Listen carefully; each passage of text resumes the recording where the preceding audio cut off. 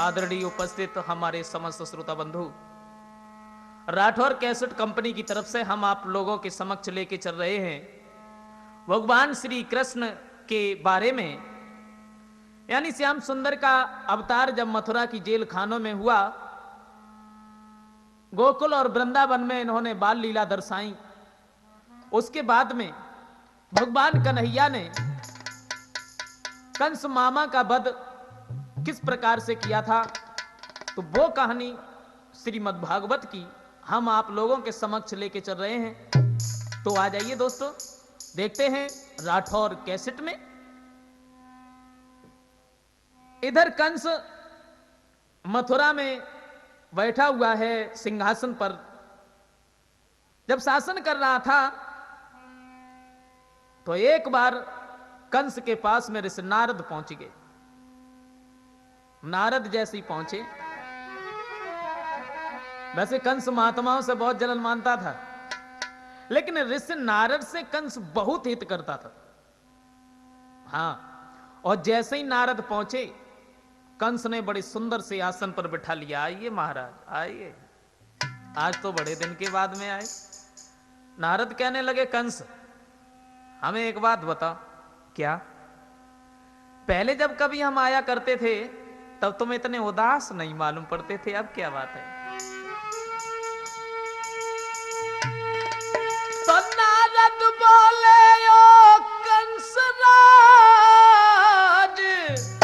और क्यों दशा बिगड़ती जाती है, और दिन है बसंत के खिलने पर क्यों कली सिकुड़ती जाती है।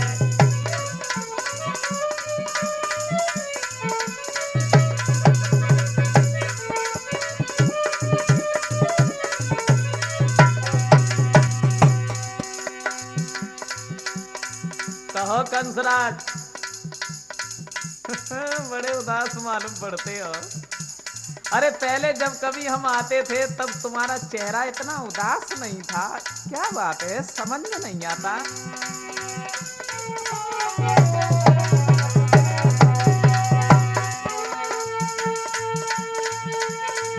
शंका हो जो कहूं दुश्मन की,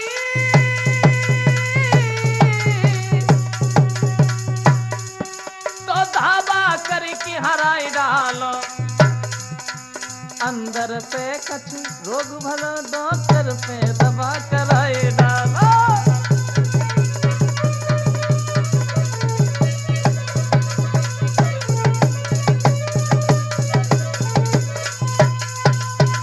कहिए कंसराज, अरे क्या बात है भाई, तुम इतने उदास क्यों हो? अगर तुम्हें किसी न किसी का डर है तो तुम तो राजा हो, उस डर को निकाल दो। कंस कहने लगा, बाबा नारद, तुम्हें तो मालूम है हमारे दो जो काल हैं, कृष्ण और बलराम, उस लड़की ने हमें यह बताया था, दोनों गोकुल में पैदा हो गए हैं, अब तो वो वृंदावन में हैं। तुमने कुछ दिन पहले हमें यह भी बताया था, काली देह में जो कमल के पुष्प हैं उन्हें मंगवाओ तो दोनों खत्म हो जाएंगे, लेकिन हमने वो भी किया। अब समझ में हमारे एक बात नहीं आती है कि उन दोनों का कैसे वध हो, क्योंकि मैं मरना नहीं चाहता। बाबा नारद, मैं अगर मर गया ना, दुख तो हमें केवल इस बात का है, हमारे प्रजा के लोग, अरे ये बिना मौत मारे जाएंगे, हमारे पीछे रो रो के मर जाएंगे, फिर इनकी सेवा कौन करेगा, समझ में नहीं आता। बाबा नारद, तुम कोई ना कोई उपाय बताओ, मैं मरना नहीं चाहता। नारद कहने लगे, कंसराज आज हम तुम्हें एक बात बताएं। बोलो ना, मैं तो तुमसे वही बात पूछ रहे हैं, क्या कह रहे हो तुम बताओ। आज हम एक बात का पर्दाफाश करना चाहते हैं, हमने तुम्हें आज दिन तक नहीं बताया। कृष्ण और बलराम, जो तुम नंद बाबा और यशोदा का लड़का समझ रहे हो, ये तुम्हारे बहन और बहनोई वसुदेव देवकी के लड़का है। भगवान की माया हुई थी, इन्होंने रात ही रात में उन्हें गोकुल में भेज दिया था, तुमने जान नहीं पाया। इसका मतलब ये है, इसका मतलब ये है हमारे बहनोई ने हमें छिपा करके और हमारे काल को गोकुल में भिजवा दिया। हम उन दोनों को जीवित नहीं छोड़ेंगे। और कंस जैसे ही तलवार को लेके भागा, बाबा नारद ने पकड़ लिया। भाई कहां जा रहे हो? अरे तुम्हें नहीं मालूम है ये तुम्हारे घर में है, जब चाहो तब मार देना। अब ऐसा सोचो कि वो दोनों कैसे खत्म हो, कृष्ण और बलराम। बाबा नारद तुम हमें बताओ उन दोनों का कैसे वध होगा, वो कैसे मारे जाएंगे? क्योंकि मैं मरना नहीं चाहता।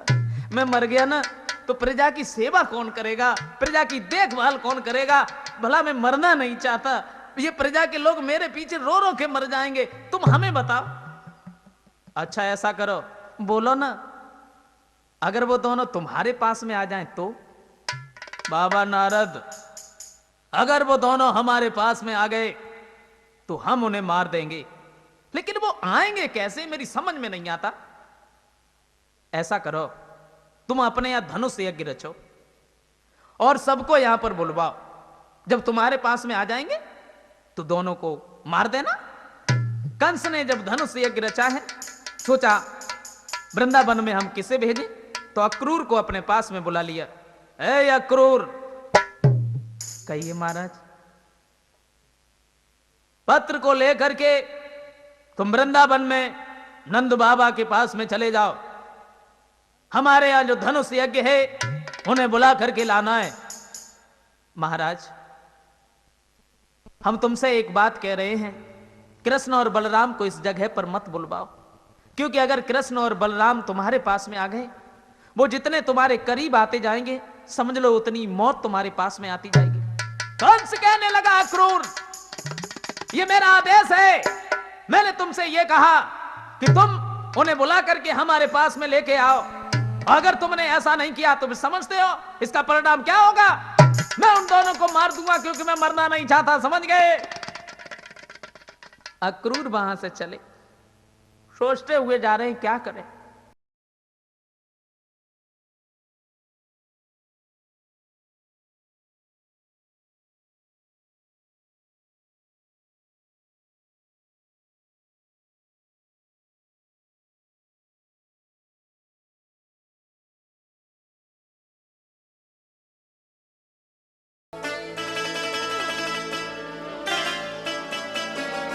शाम के समय जैसे ही वृंदावन में पहुंचे हैं, नंद बाबा ने देखा है तो उन्हें बिठा लिया है।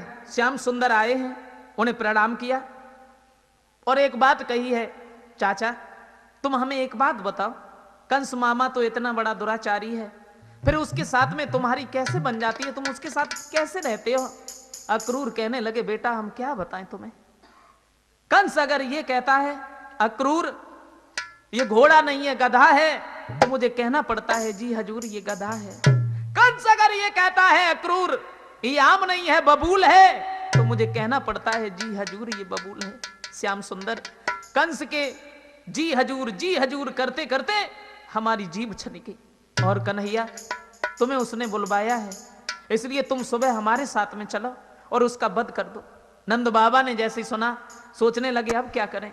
जब से हमारे घर में कृष्ण और बलराम पैदा हुए हैं तब से ये कोई न कोई पहले तो उपद्रव होता रहा और आज उसने बुलवा ही लिया है, क्या करें समझ में नहीं आता। तब तक ग्वाला आ गए और उन्होंने जवाब दिया बाबा चिंता की क्या बात है, सुबेरा जब होगा तो हम तुम्हारे साथ में चलेंगे, देखेंगे कि कंस कैसा है। जब सुबेरा हुआ रथ सजवाया और रथ सजवाने के बाद में श्याम सुंदर बलराम नंद बाबा जितने भी ग्वाला थे सब चले हैं। और जैसे ही चले तब चले हैं मथुरा को भगवान, और देख के यशोदा भई हैरान चले हैं।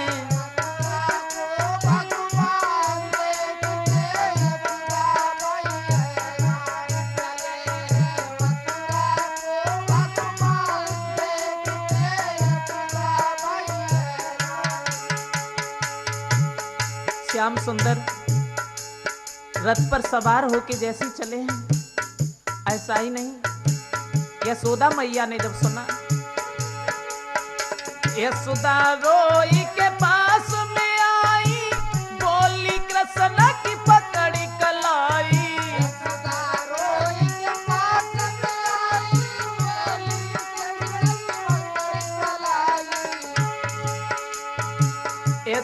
रोई के पास में आई, बोली कृष्ण की पकड़ी कलाई।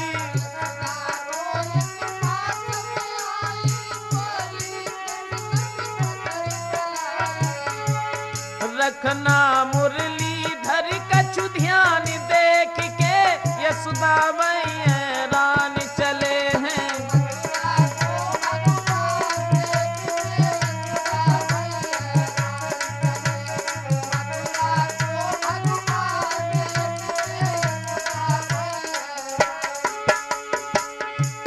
यशोदा मैया ने जैसे सुना कि श्याम सुंदर जा रहे हैं, तुरंत ही भागती हुई आई और जवाब दिया, लाला तुम जा रहे हो?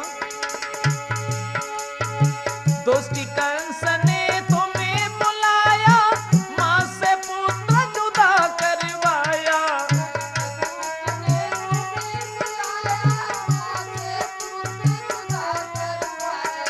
दोस्त कंस ने तुम्हें बुलाया, मां से पुत्र जुदा करवाया।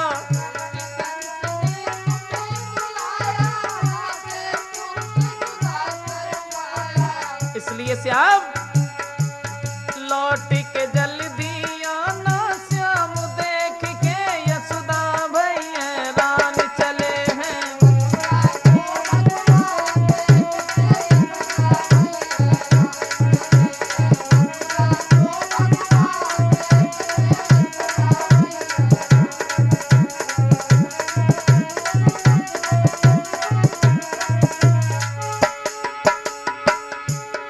जवाब दिया, श्याम सुंदर तुम जा रहे हो? तुम लौट के जल्दी आना, बूढ़ी माँ को भूल न जाना।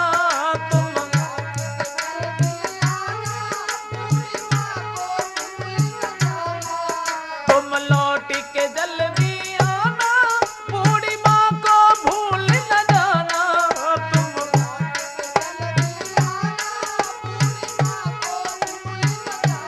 रसता देखो सुबह और शाम, देख के यशोदा भैया रान चले हैं।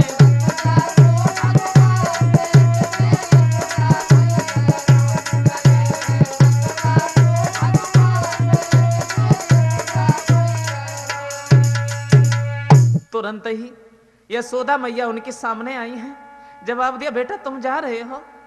श्याम सुंदर कहने लगे, मैया तुम रो ना। माँ मैं कहीं दूर नहीं जा रहा हूं, मैं मथुरा में जा रहा हूं। मैया कल कंस मामा के यहां धनुष यज्ञ है और परसों हम तुम्हारे पास में लौट के आ जाएंगे माँ, इसलिए तुम रो ना। यशोदा को समझा करके श्याम सुंदर जब हट नहीं पाए हैं, तब तक क्या देखा है कि सब लड़कियों ने घेर लिया है। तो राधा सामने आई है और जवाब दिया, श्याम कहां जा रहे हो? कन्हैया कहने लगे, राधा कहीं दूर थोड़ी जा रहे हैं क्या? हाँ अरे राधा मथुरा नगरी जा, तब परसों ही लौट के आना।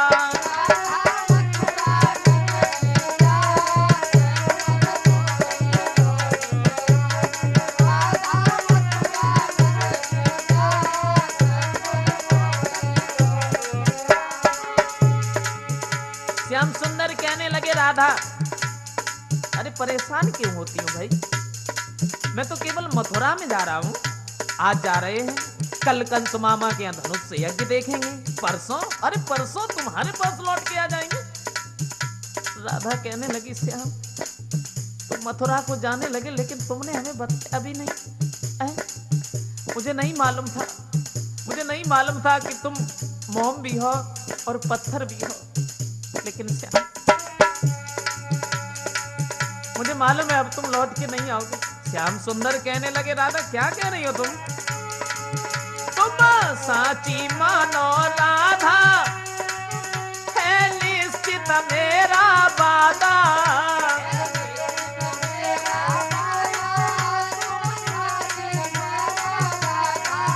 तुम साची मानो राधा, है निश्चित मेरा वादा।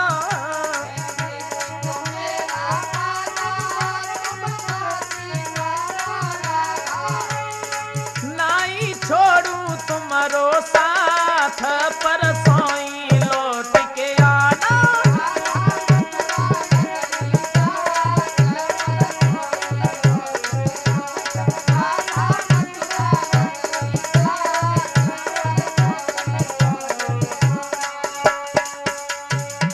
तुरंत ही जवाब दिया है, राधा तुम रो ना, देखो हम मथुरा में जा रहे हैं और परसों, अरे कल की तो बात ही है, परसों परसों हम तुम्हारे पास लौट के आ जाएंगे। राधा कहने लगी, श्याम सुंदर मुझे मालूम है कि अब तुम लौट के नहीं आओगे। क्या? ये तुम क्या कह रही हो? मैं बिल्कुल सच कह रही हूं।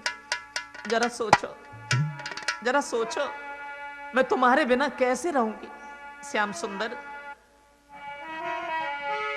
अरे कैसे रहूं मैं गिरधारी, नहीं छोड़ो मेरो साथ।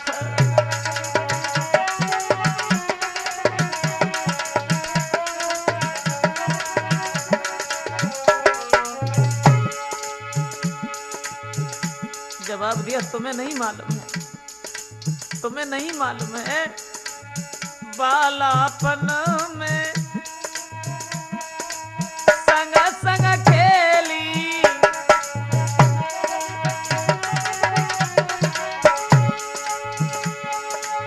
हर एक बात सुनी तुम मेरी।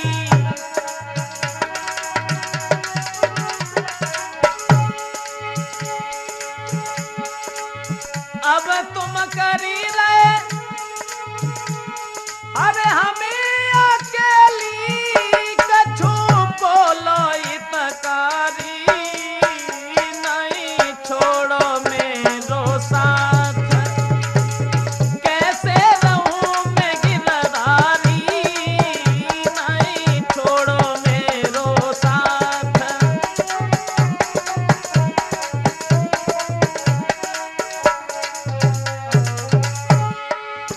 राधा कहने लगी, श्याम सुंदर मुझे मालूम है मैं तुम्हारे बिना कैसे रहूंगी, समझ में नहीं आता। भगवान कन्हैया कहने लगे, राधा अरे मैंने कहा ना रो ना, अरे कल की तो बात है, परसों हम तुम्हारे पास में आ जाएंगे। लेकिन तुम्हें नहीं मालूम है, तुम बिन काना मैं मर गई,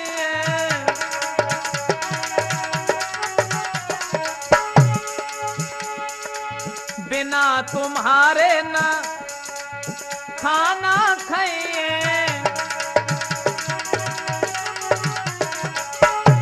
श्याम सुंदर परसों तक कैसे रह पाए, कछु बोलो हितकारी, नहीं छोड़ो मेरो साथ। कैसे रहूं मैं गिरधारी, नहीं छोड़ो मेरो साथ।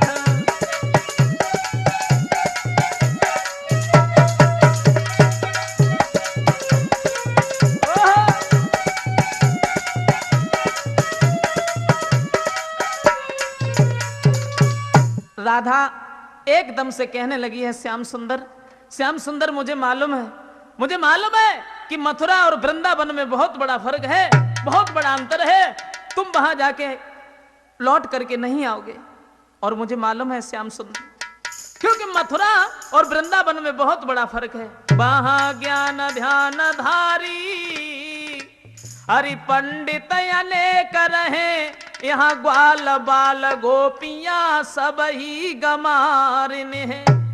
यहाँ घास फूस की झोपड़ियन में रहनो पड़े, वहां यो अमीरन के अटाई और अटारी है। श्याम सुंदर नहीं मालूम है तुम्हें, यहाँ साग बथुआ सो फुअरियन के हाथ को, वहां सुंदर भोजन बनाती सुंदर नारी है। लेकिन रहियो बिहारी जहां रही बे की इच्छा तुम्हारी मोई भूल मत जइयो, मैं तो प्रेम की पुजारिनी। श्याम सुंदर तो मुझे भूल मत जाना, जा तो रहे हो, हम तुम्हें रोक तो नहीं पाएंगे, लेकिन परसों हमारे पास में लौट करके आ जाना। भगवान कन्हैया खड़े हैं, एक शब्द भी राधा से नहीं बोल पाए। तब बलराम ने देखा तो नहीं बोल श्याम पर आया, बलदो ने समझाया।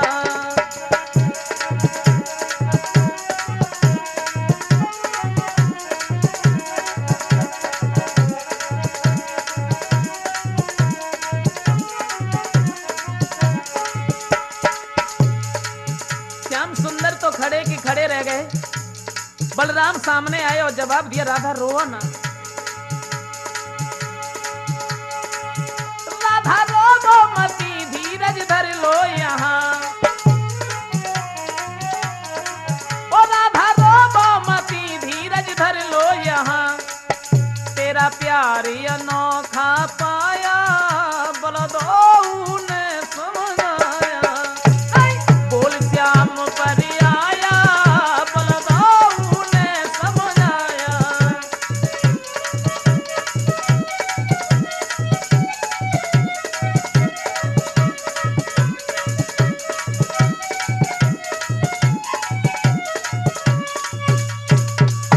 तुरंत ही बलराम ने समझाया है राधा को और जवाब दिया है, राधा तुम रो ना, रो ना, श्याम सुंदर तुम्हारे पास में लौट के आएंगे। राधा और सब लड़कियों को समझाने के बाद में श्याम सुंदर और बलराम, नंद बाबा सब ग्वालों को साथ में लेके भगवान कन्हैया ने जैसे ही रथ आगे को बढ़ाया है, आगे को बढ़ते हुए जैसे ही चले हैं, यशोदा मैया, राधा और जितनी भी लड़कियां हैं श्याम सुंदर की रथ की तरफ देख रही हैं। ऐसा ही नहीं तो क्या पुत्र विरह की ज्वाला है, और ये यशोदा से मिलके पूछो, और प्रेमी की गति क्या होती है ये राधा के दिल से पूछो।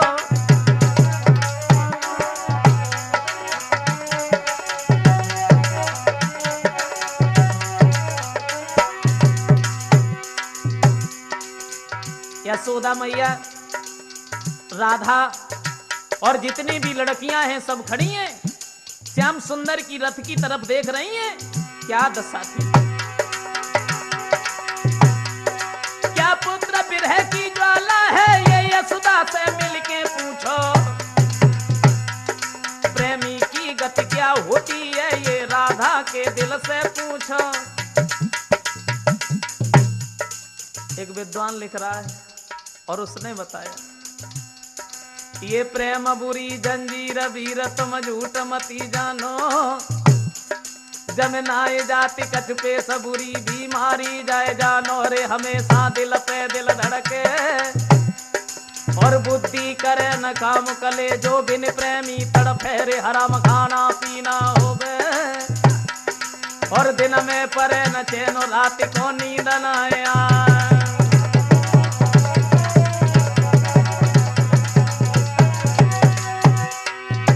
सुंदर का जब तक रथ दिखाई देता रहा है सब लड़कियां देखती नहीं, और जब रथ की धूल भी दिखाई नहीं पड़ी तो एक लड़की रो करके कहने लगी, बहन अब तो हमें ऐसा मालूम पड़ रहा है, अब रथ करी गो कन्हैया को दूर, अब रथ करी गो समरिया को दूर।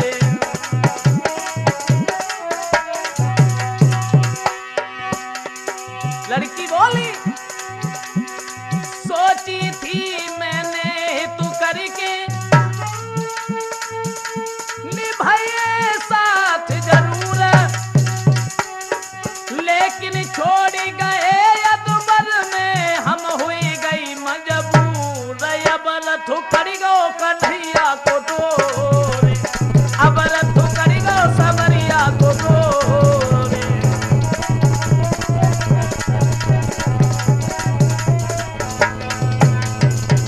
रथ की जब धूल भी दिखाई नहीं दी है तो लड़कियां जो थी यशोदा मैया घर पर लौट करके आ जाती हैं। हुआ ऐसा कि श्याम सुंदर और बलराम नंद बाबा सब ग्वालों के साथ में मथुरा में जैसे पहुंचे तो मथुरा के बाहर ही सब लोग रुकते हैं। श्याम सुंदर ने देखा मथुरा नगरिया देखने में तो बड़ी सुंदर है, तो नंद बाबा से एक बात कही, बाबा बोलो, वैसे देखने में मथुरा नगरिया बड़ी सुंदर दिखाई पड़ती है, कहना क्या चाहते हो? मेरा मतलब ये है कि हम इस मथुरा को देखने के लिए जाएं। नंद बाबा कहने लगे बिल्कुल नहीं। क्यों? क्योंकि ये वृंदावन नहीं है। वो तो हमें भी मालूम है, तुम्हें एक बात नहीं मालूम है, मथुरा में लोग इतने झगड़ालू हो गए हैं जो किसी की बात को सुनते ही नहीं, बिना बात के झगड़ा करने लगते हैं। तुम यहां बड़े खामोश बैठो, कहीं भी नहीं जाओगे मथुरा देखने के लिए। श्याम सुंदर जब अपनी जिद पर अड़ जाते हैं और जवाब दिया, बाबा नजदीक से नहीं दूर से, दूरी ही दूर से बाबा जी मैं नगर देख के आए हैं।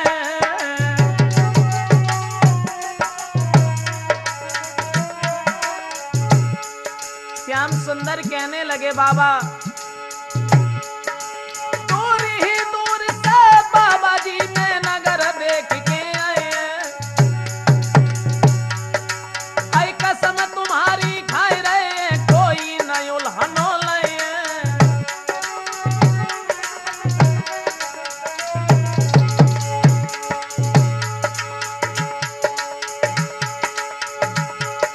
मेरे बाबा सुंदर महल पड़े दिखलाए और लेके संग जाऊं दाऊ को लौट के जल्दी आए।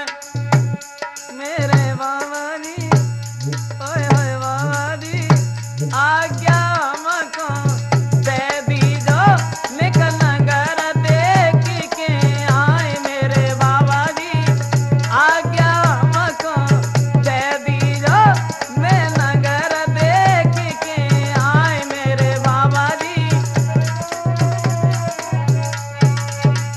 श्याम सुंदर कहने लगे, बाबा मैं अंदर नहीं जाऊंगा और दूर ही दूर से मथुरा नगरिया को देखने के बाद में तुम्हारे पास में चलाऊंगा। और जब भगवान कन्हैया अपनी जिद पर अड़ गए तो नंद बाबा कहने लगे बलराम से, बेटा बलराम जी, बाबा बोलो, ऐसा करो, तुम्हें तो मालूम है श्याम सुंदर बहुत हटीला है और ये किसी की बात को नहीं मानेगा। तुम ऐसा करो, तुम इसे अपने साथ लिए जाओ और मथुरा नगरिया दूर ही दूर से इसे दिखाने के बाद में तुम हमारे पास ले आना, कहीं रुकना नहीं। श्याम सुंदर जो रहे, बलराम सब ग्वाला वहां से चले हैं मथुरा को देखने के लिए। धीरे धीरे धीरे धीरे जैसे ही आगे बढ़े तो भगवान कन्हैया को बलराम ने सबसे पीछे कर दिया और एक बात कही, देखो तुम सबसे पीछे रहो, तुम किसी से बिल्कुल भी बात नहीं करोगे। और तुम्हें नहीं मालूम है यहां कंस के शासन में सब लोग झगड़ा करने लगते हैं, तुम बिल्कुल बात नहीं करोगे। श्याम सुंदर कहने लगे, हम बिल्कुल ना बोले, काहे के लिए बोल रहे हैं? बलराम आगे आगे जा रहे, भगवान कन्हैया ग्वालों से सबसे पीछे हैं। तब तक कहा, देखो श्याम सुंदर ने कि जो गांव के बाहर ही मथुरा की एक बहू रहे, वह कुआं पे पानी भर रहे, और जब कुआं पे पानी भर रही थी श्याम सुंदर ने सोची, ये तो हमारी बहुत बड़ी पुजारी ने, चलो आए गए तो इन्हें दर्शन ही दे चलो। और जैसे ही भगवान कन्हैया उनके पास में गए, ग्वाला और बलराम तो आगे निकलेंगे, तो श्याम सुंदर ने एक बात कही, काय हाँ इतनी दूरी का तुम अकेले पानी भरने के लिए चली आती मन से। हाँ, और जैसे ही जकई के अकेली पानी भरने के लिए चली आती, सोई मनसुका ने देख लो और बलराम से बोलो, भैया तूने जकई थी का, उस बात मत करिए, देख वो कैसे ठाड़ो ठाड़ो बातें कर रहे हो, देख तू देख। और जैसे ही बलराम ने देखो, सोई एकदम से बुलाओ, कन्हैया जी भैया, मैंने तुमसे ये कहा था कि तुम किसी से बात नहीं करोगे, क्यों बोले तुम इससे? श्याम सुंदर बोले, भैया हमाओ दोस्त हो रू बातें तुम कर रहे थे, दोष मेरा है।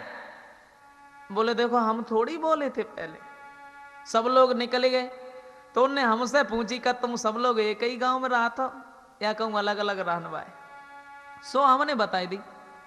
बलराम कहने लगे अब तुम ऐसा करो, अब तुम आगे चलो, तब हम देखेंगे तुम किसी से पूछ रहे हो या तुमसे कोई पूछ रहा है, चलो आगे। श्याम सुंदर को आगे कर लिया और भव ऐसो कन्हैया और बलराम आगे को बढ़ते हुए चले गए। जैसे ही वो आगे बढ़े हैं, श्याम सुंदर आगे आगे जा रहे हैं, पीछे से बलराम हैं, ग्वाला सब पीछे हैं। मथुरा की गली में जैसे ही श्याम सुंदर घुसे हैं, तब तक उन्होंने क्या देखा कि उसी गली में कंस का धोबी आ रहा है। वो शराब पिए मस्त, पूरी गली में बेचारे अकेले ही बने। हाँ, श्याम सुंदर उसके पास में पहुंचे और जवाब दो भैया। धोबी कहने लगा अलग हटो। क्या, कौन हो तुम? दिखाई नहीं देता मैं कंस का धोबी हूं। तो कंस के मेहमान तो हम हैं, तो क्या करें, हम तुम्हें अपने सर पर बिठा लें? लेकिन भैया कपड़ों से बड़े परेशान हैं, ऐसा करो 2-4 दिन के लिए हमें वस्त्र दे दे। धोबी कहने लगा अलग हटते या नहीं? क्या? हाँ, ये वृंदावन नहीं है, ये मथुरा है। ओ झोपड़ियों के बसने वाले, मथुरा में सभी यही नहीं। यहाँ सानन तेरी चल पाएगी, नंद बाबा की जागीर नहीं।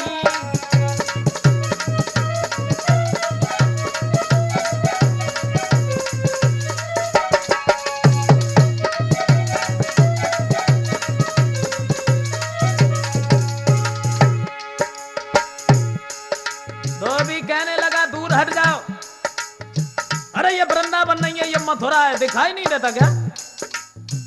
श्याम सुंदर बोले भैया मुझे मालूम है हम मथुरा में खड़े हैं।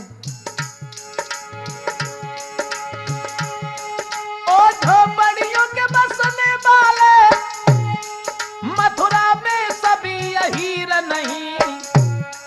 ए आसानन तेरी चल पाएगी, नंद बाबा की जागीर नहीं।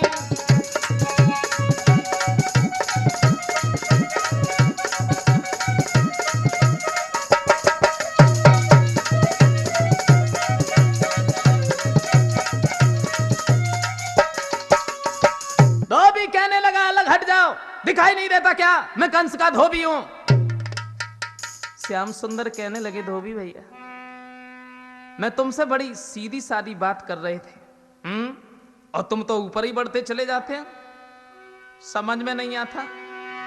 श्याम सुंदर बोले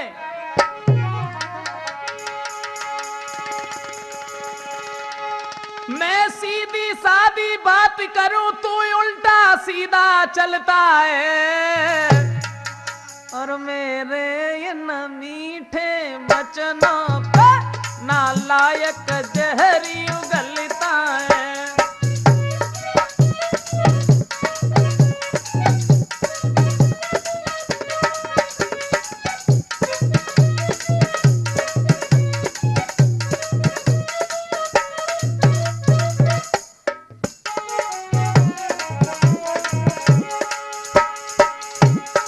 श्याम सुंदर कहने लगे धोबी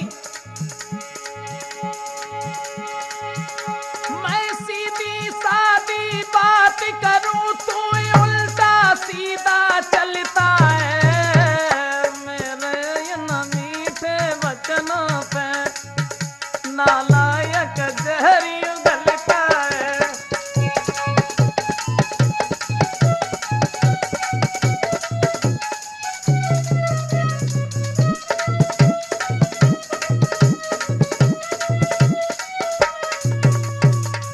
श्याम सुंदर ने जब ये कहा है धोबी भैया, अरे हम तो तब से तुमसे सीधी बातें कर रहे हैं, लेकिन तुम तो जहर उगलते चले जा रहे हो। श्याम सुंदर ने आगे बढ़ करके धोबी के गाल पर एक तमाचा दिया। वो धोबी वहीं पर खत्म हुआ है। अन्य जो धोबी रहे सब अपनी अपनी गठरिया डाट डार के भागे। ये धोबी भाई था त्रेता वाला, जो सीता को दोबारा वनवास दिलवा दिया था। तो श्री राम ने यह कहा था, अभी तो हम मर्यादा के बंधन में हैं, अभी तो हम तुझसे कुछ भी नहीं कह सकते, लेकिन द्वापर में जब हम कृष्ण बनेंगे तब हम तुझसे बदला जरूर लेंगे। वही धोबी था। जब धोबी खत्म हुआ, अन्य धोबी थे वो भाग गए। तो श्याम सुंदर कहने लगे ग्वालों से, खड़े खड़े मुंह की तरफ क्या देख रहे हो भाई, ऐसा करो अब ये वस्त्र पहनो। अब राजा के वस्त्र कबू देखे तो आते ना, पहने वो कहा जाने, कौन पजामा उठाओ, बामे मूड डारे उठो, कुर्ता उठाओ, बामे पैर डारे उठो। हाँ, कैसी दशा है।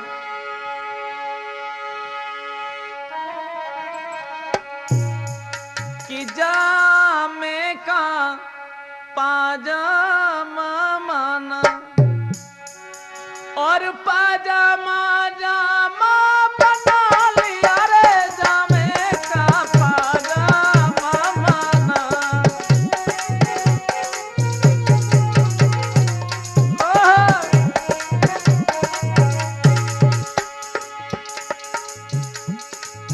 अब राजा के कपड़ा कबू देखे तो आते ना, कैसे पहने। अब सुंदर वस्त्र देख के बड़े खुश हैं, कम मूड डालते हैं, कम गोड़ डालते हैं।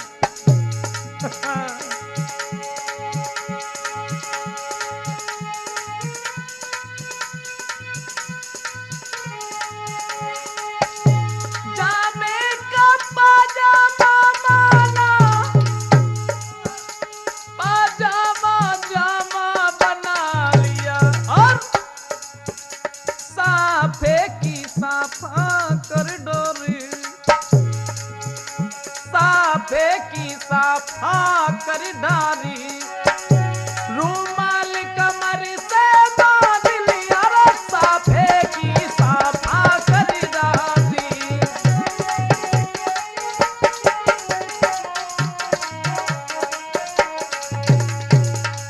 उल्टे सीधे जब वस्त्र पहनने लगे हैं तो कंस के दर्जी उस जगह पर आता है और उसने सबके वस्त्र फिट किए हैं।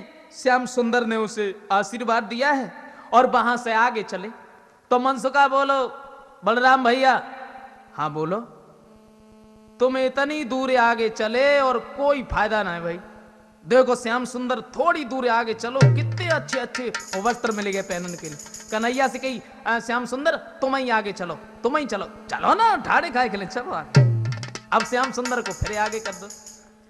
जैसे ही भगवान कन्हैया आगे बढ़ते हुए गए और बाई गली में जैसे ही आगे बढ़े तो कहा देखी कि कंस की दासी आ रही। दासी कैसी रहे, कितनी सुंदर रहे। एक हाथ में चंदन को कटोरा है, एक हाथ में लाठी है और लचे लचे आए रही। कैसी थी कंस की दासी जब आ रही थी सामने से, लेकिन वे सुंदर कितनी रहे। सुंदर सुंदर की तो पूछो ही मत।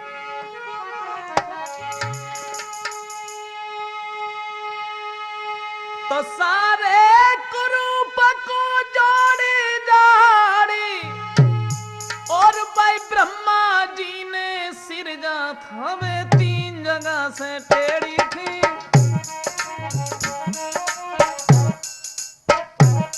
वे 3 जगह से टेढ़ी थी और नाव लली को कुबिजा था।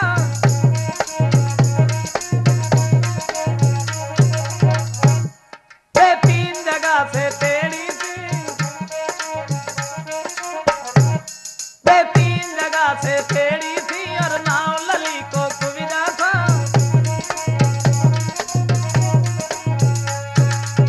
कुबिजा, एक हाथ में चंदन को कटोरा है और दूसरे हाथ में लाठी है। धीरे धीरे धीरे धीरे धीरे धीरे पहुंची। कहां पहुंची? जहां श्याम सुंदर जा रहे थे। और जैसे ही भगवान कन्हैया ने कुबिजा को देखो, सोई उनके बिल्कुल नजदीक ठाड़े भय और जवाब दो, तुम कौन हो? बोली महाराज मैं कंस की दासी हूं। कहां जाती हो? हम कंस के तिलक करने के लिए जाते हैं। ऐसो करो, कंस के मेहमान तो हम सब लोग हैं और तुम हम सब लोग ना कि तिलक कर दे। जैसे ही इतने शब्द मनसुका ने सुने, सोईबा ने लाठी उठाई और धीरे धीरे धीरे धीरे सबसे दूर ठाड़ो बहुजन वहीं से एक बात कही, अरे कन्हैया तू ही तिलक करवाइए जब हमारे ढिंगाना चली आए, जाकी पता ना कौन सी आदत है, चाहे बोलन लायक हो चाहे ना हो। अब देखो इतनी तो बुरी लगती जाके हाथ के छुए चना ना छबे जाए और बासे कह रहे हो कि तिलक हमारे करते तू ही करवा लिया, हमारे ढिंगाना चली है, और जो हमारे पास आएगी तो ऐसा धक्का दे जो दोबारा उठिए ही ना पाए, समझ गए। श्याम सुंदर बोले कोई बात ना कोई बात ना, तू मत करवा, जवाब दो कुबेजा तुम हमारे तिलक लगाओ। और जैसे ही श्याम सुंदर के तिलक लगाने के लिए कुबेजा तैयार भाई, उचक उचक के रह जाती, लेकिन भगवान कन्हैया के माथे तक ना पहुंच पाते। और श्याम सुंदर ने जब देखा कि कुबेजा हमारे मस्तक तक नहीं पहुंच पाती है, तो तुरंत ही कुबेजा के ठोड़ी से हाथ लगाया और कुबेजा के पैर पर अपने पैर का अंगूठा रखा, और जैसे ही झटका दिया, अब तो सब खेल ही बदलेगा। हाँ, उस जगह पर कि मोहन का हाथ लगाते और कुबड़ी मिट्टी के छवि बान भाई रे मोहन का हाथ लगाते।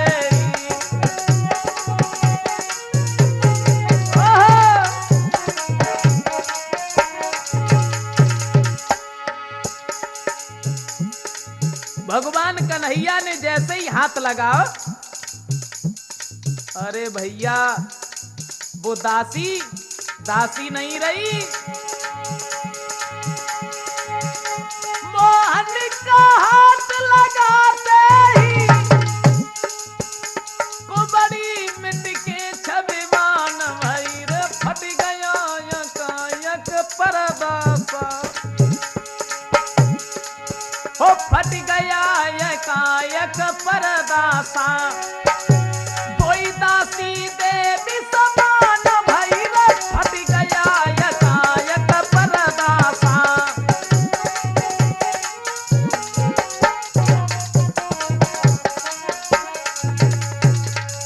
तुरंत ही श्याम सुंदर ने जैसे ही हाथ लगाया है, वो दासी नहीं रही बल्कि देवी के समान बनी गई। और जैसे ही मनसुका ने देखो सब खेल ही बदलेगा, तुरंत ही लाठी उठाई और धीरे धीरे धीरे धीरे धीरे धीरे जहां पर कुबेजा ठाड़ी रहे बस बाई के बिल्कुल नजदीक ठाड़ू हो।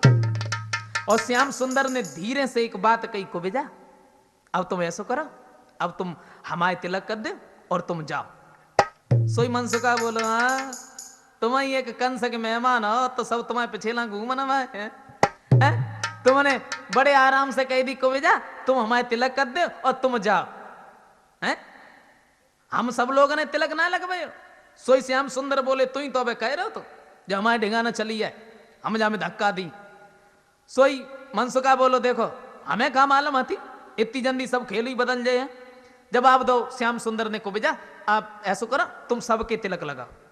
कुबेजा जो थी सबके तिलक लगाती हुई चली, आगे जैसे ही बढ़ी मनसुका के पास में जैसे ही कुबेजा पहुंची तो मनसुक ये थोड़ा हसोड़ा स्वभाव का था, हाँ। और जैसे ही कुबेजा पहुंची सोई मनसुका ने एक बात कही, काहे कुबेजा, हाँ हो तो ब्याला है बाप ने कहूं ढूंढो यार। और जैसे ही कुबेजा ने इतने शब्द सुने सोई एकदम से बोली कि क्या पूछ रहे हो हमसे तुम, मनसुक यह रिश्ते बहुत ही गाढ़े रे, क्या पूछ रहे हो हमसे तुम।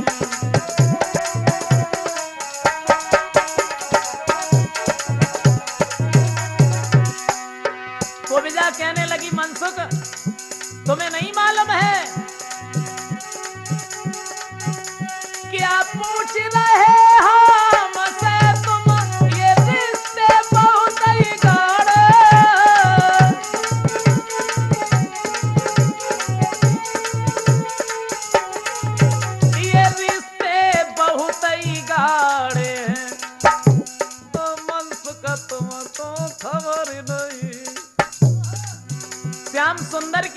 इशारो करती भाई कुबिजा बोली, ओ मनसुख तुमको खबर नहीं, मेरे समूह दूल्हा ठाणे।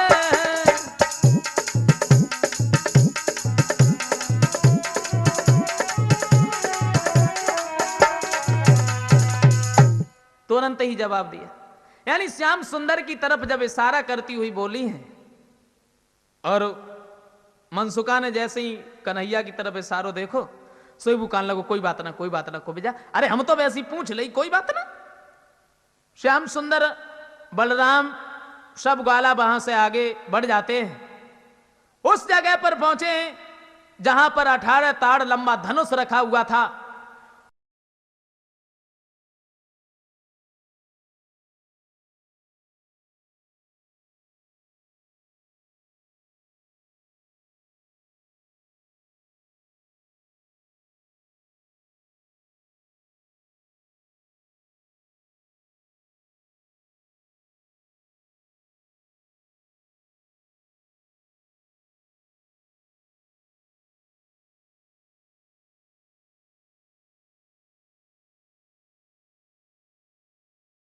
को जब तोड़ दिया है, धनुष तोड़ने के बाद में नंद बाबा के पास में चले आते हैं। दूसरा दिन हुआ और उधर कंस ने जब यह सुना है कि हमारा धनुष भी टूट गया है, एकदम से दरबार में बैठ गया। जवाब दिया, हमारे दरबार में बैठे हुए सर्व सज्जनों, पहरेदारों, पहलवानों, कान खोल करके सब हमारी एक बात सुन लो। आ गया समय कुर्बानी का, ये समय आना कानी का नहीं है। कान खोल करके हमारी एक बात ये सुनो, जिस जगह पर एक एक दो दो पहरेदार खड़े होते थे, उस जगह पर 10-10, 20-20 पहरेदार लग जाओ। वो दोनों अंदर ना आ पाए। हमारे ससुर जरासिंधु ने जो हाथी दिया है, कुबलिया पीड़ हाथी, जिस हाथी में 10,000 हाथियों का बल है, पीलवान से कहो शराब पिला करके उसे मस्त कर दे, दरवाजे पर खड़ा कर दे। अगर दोनों आए तो उसी जगह पर कुचलवा करके मरवा देना, वो दोनों मेरे पास न चले आए। और जब ये कहा है, उसी समय हुआ ऐसा, पहरेदार लग जाते हैं। जब पहरेदार लगे, पीलवान भी खड़ा है, हाथी को शराब पिला करके मस्त कर दिया। कृष्ण और बलराम जब चले वहां पर, पीलवान के सामने पहुंचे। श्याम सुंदर ने दोनों हाथ जोड़े और जवाब दिया, भैया आप अपने इस हाथी को अलग हटा लीजिए, मुझे अंदर जाना है। पीलवान कहने लगा, ऐसे नहीं, अगर तुम्हें बल है, ताकत है, तो 10,000 हाथी की ताकत मेरे हाथी से अजमैयो।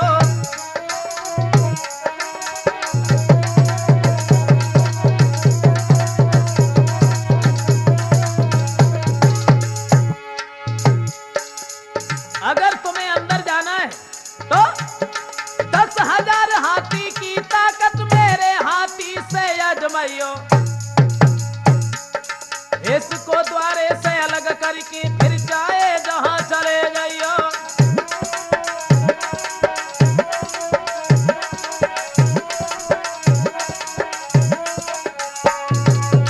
पीलवान कहने लगा, ऐसे नहीं, अरे ऐसे अंदर नहीं जाओगे।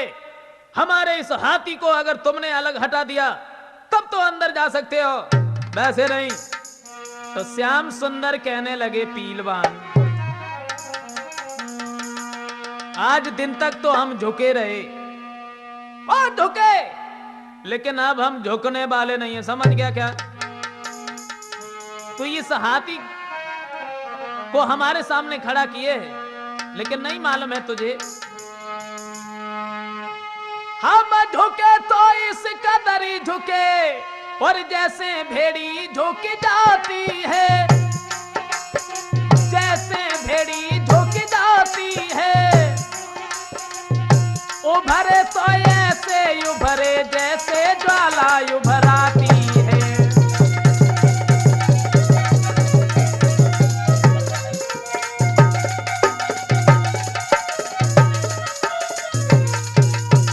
एकदम से श्याम सुंदर कहने लगे पीलवान, अरे हम इस तरीके से झुके रहे जैसे भेड़ी झुक जाती है, लेकिन अब हम इस तरीके से उभरे हैं जैसे ज्वाला उभराती है।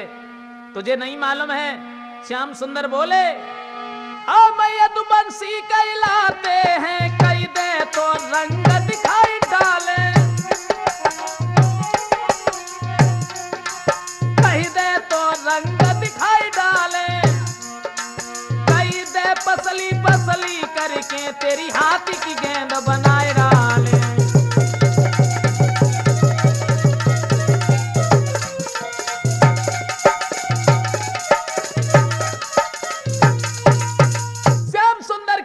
पीलवान, अब हम झुकने वाले नहीं हैं, बढ़ा दे अपने हाथी को। अब हम देखें कि तेरे हाथी में कितना बल है, कितनी ताकत है। अंकुश मार करके पीलवान ने जब हाथी को आगे बढ़ा दिया है, ऐसा ही नहीं दोस्तों, श्याम सुंदर की तरफ वो हाथी भागा, भगवान कन्हैया ने उस हाथी में लात घूंसा दिया है, वो हाथी बलराम की तरफ भागा चला गया। बलराम ने उस हाथी में लात दी, वो हाथी श्याम सुंदर की तरफ भागा चला गया। अब तो फुटबॉल बना लिया। श्याम सुंदर ने एकदम से उस हाथी को जब मारा है, और कृष्ण और बलराम वहां से आगे बढ़ते हुए चले गए जहां कंस का दरबार लगा हुआ था। कंस ने जैसे ही देखा तो एकदम से चीखने लगा, पहलवानों क्या कर रहे हो तुम? ये दोनों हमारी तरफ आ रहे हैं, हमारी तरफ ना पाए, दोनों को पकड़ करके मार दो, क्योंकि मैं मरना नहीं चाहता। मैं मर गया ना तो तुम हमारे पीछे रो रो के मर जाओगे, फिर तुम्हारी सेवा कौन करेगा? अरे मार दो इन दोनों को। दो पहलवान भागे, शंख और चारूढ़। शंख और चारूढ़ पहलो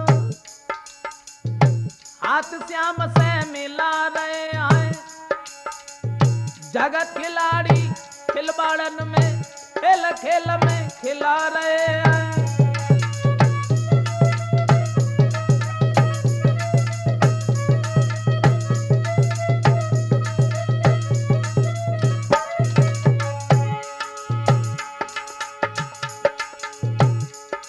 दो पहलवान भागे, शंख और चारूढ़। श्याम सुंदर ने जैसे ही अपनी जंघा पर ताल बजाई, सारा भूमंडल हिलने लगा। तो शंख नाम का जो पहलवान था वो समझ गया, कहने लगा, प्रभु अब तो हमारी जीत ही जीत है। अगर हमने तुम्हें मार दिया तो कंस के यहाँ से बहुत इनाम मिलेगा, और तुमने अगर हमें मार दिया फिर भी हमारी जीत है, हमें स्वर्गधाम मिलेगा। शंख और चारूढ़ पहलवान हाथ श्याम से मिला रहे हैं, जगत खिलाड़ी खिलवाड़न में खेल खेल में खिला रहे हैं।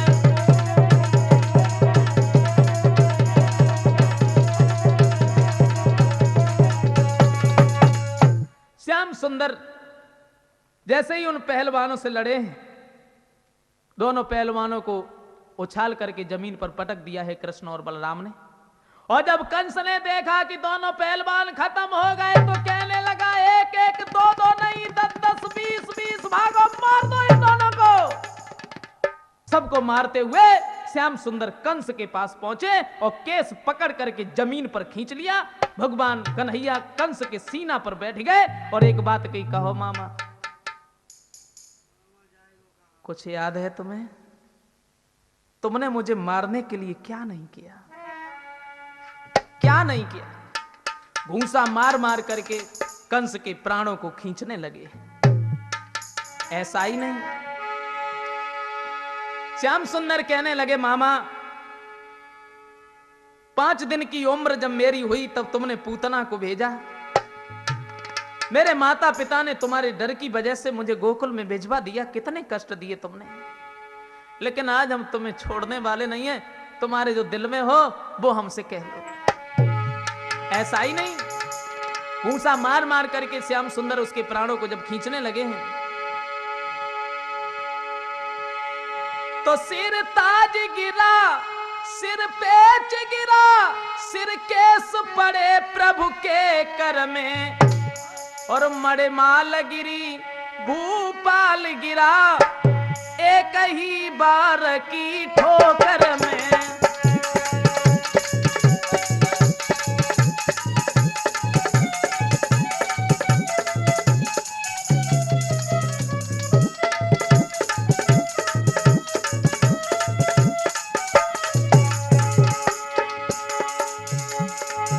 सिर ताज गिरा, सिर पेच गिरा, सिर केस पड़े प्रभु के कर में, मड़माल गिरी रे भूपाल गिरा, एक ही बार